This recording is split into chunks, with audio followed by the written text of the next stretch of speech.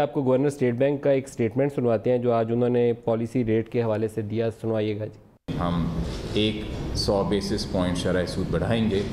इसमें हमने कुछ फैक्टर्स वो देखे हैं जो इन्फ्लेशन को ऐड कर रहे हैं, जिससे इन्फ्लेशन बढ़ने के इम्कानात हैं। अगले 1, 2, 3 महीनों में जो कीमतें हैं उन पे एक वन टाइम इजाफ़ा होने का कुछ इम्कानात हैं। उसकी वजह यह है कि जो बजट में यूटिलिटी प्राइसेस, गैस, बिजली और कुछ और जो मेजर्स हैं जिसकी वजह से एक दफ़ा कीमतों में इजाफ़ा होगा। हमने जो अपनी इन्फ्लेशन प्रोजेक्शन को अपडेट किया है तो वो प्रोजेक्शन इस फिस्कल ईयर के लिए अब हमारी रेंज है 11 to 12%।